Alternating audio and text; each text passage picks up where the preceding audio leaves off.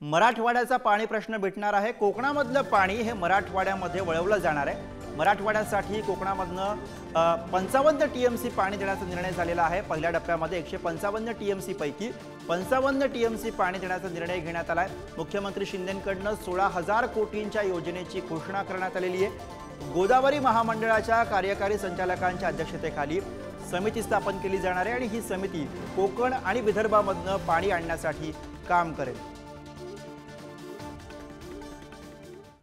आणि याच विषयी आपण अधिक बोलूया। प्रतिनिधी सचिन जेरे सध्या आपल्या सोबत आहेत। सचिन, मराठवाड्यासाठी सगळ्यात मोठी बातमी म्हणून अर्थातच आपण याकडे बघतोय।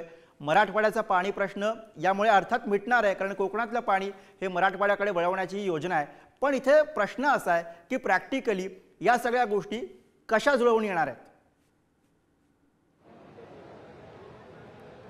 नक्कीच हा एक मोठा प्रश्न आहे। जरी ही मराठवाड्यासाठी आनंदाची बातमी आहे, मात्र दुसरीकडे हे शक्य कसं होईल याकडे देखील अनेक प्रश्न उपस्थित केले जात आहे। मात्र हा जो प्रोजेक्ट आहे हा आता सुरू होणार आहे आणि त्यानंतर या प्रोजेक्टचा किती फायदा हा मराठवाड्याला होतो, बीड असेल किंवा धाराशिव असेल या जिल्ह्यांपर्यंत कुठपर्यंत हा पाणी जातो हे देखील पाहणे महत्त्वाचं राहणार आहे। कारण की आपण पाहिलं की मराठवाड्याची सध्याची जर परिस्थिती पाहिली तर भीषण परिस्थिती आहे। 2 धरणं कोरडी पडलेली आहे, इतर धरणं कोरडी पडण्याच्या मार्गावरती आहेत, अशी भीषण परिस्थिती आहे। जायकवाडी जो मराठवाड्याचा सर्वात मोठा धरण आहे त्यामध्ये केवळ आणि केवळ 20% एवढाच पाणी साठा आहे। त्यामुळे पुढील काळात आता कपातीची देखील शक्यता वर्तवण्यात येत आहे। पाणी कपातीची उद्योगांसाठी असेल, सिंचनासाठी असेल, पिण्यासाठी असेल। जर छत्रपती संभाजीनगर या शहराचा विचार केला तर 8 दिवसाला एक वेळेस पाणी या शहरामध्ये येत आहे, अशी गंभीर परिस्थिती निर्माण। अशा वेळेस हा निर्णय म्हणजे मोठा दिलासा मराठवाड्याला मानला जात आहे। मात्र ते शक्य होतं का हे पाहणं तेवढंच महत्त्वाचं राहणार आहे। बरोबर। आणि याच विषयी बोलण्यासाठी जल आंदोलक प्रफुल्ल कदम सध्या आपल्या सोबत आहेत, त्यांच्याकडे जाऊया, त्यांच्याकडनं समजून घेऊया की कशा पद्धतीनं घोषणा तर झालेली आहे मात्र प्रत्यक्षामध्ये ही योजना राबवली जाऊ शकते। प्रफुल्लजी, आता सरकारनं घोषणा तर केलेली आहे, अर्थातच मराठवाडा वासियांसाठी दिलासा देणारी ही घोषणा म्हणून याकडे बघावं लागेल। पण प्रत्यक्षामध्ये जर आपण विचार केला तर कोकण किंवा विदर्भामधनं पाणी हे मराठवाड्याला देणं हे कितपत प्रॅक्टिकल वाटतंय? नाही, यामध्ये सगळ्यात महत्वाचा विषय आहे की मी जे मराठवाड्यातले जे अभ्यासक आहेत, चळवळीतले कार्यकर्ते आहेत, त्या सगळ्यांचं पहिल्यांदा अभिनंदन करतो की त्यांनी हा विषय खूप चांगल्या पद्धतीने लावून धरलेला आहे। परंतु या ठिकाणी अत्यंत एक गंभीर बातमी आपल्याला सांगतो की 2019ला अशाच पद्धतीचा एक जी.आर आणि अशाच पद्धतीची घोषणा या सरकारने केली होती। त्याचं 1%ही काम झालेलं नाही की गोदावरी खोऱ्यात पाणी वळवायचं, कोकणातून गिरणा खोरे आणि गोदावरी खोऱ्यामध्ये पाणी वळवायचा जो निर्णय झाला होता त्याचं 1%ही काम झालेलं नाही। 2019ला तो जी.आर निघालेला आहे। 2 ऑगस्ट 2018ला पुन्हा टाटा कोयनाचं पाणी दुष्काळी भागाला आणायचा निर्णय झालेला आहे।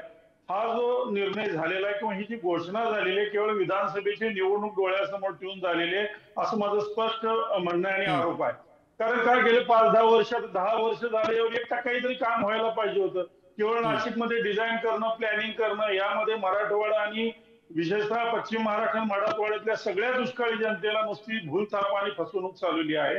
टेक्निकली हे सगळं शक्य आहे। ज्या शिष्टमंडळानं हे सगळं मांडलेलं आहे ते अभ्यासक आहेत, चांगले अनुभवी लोक आहेत, परंतु प्रत्यक्ष शासन याला सपोर्ट देत नाही, ही वस्तुस्थिती आहे। केवळ विधानसभेची निवडणूक लक्षात घेऊन हा सगळा कार्यक्रम केलेला आहे।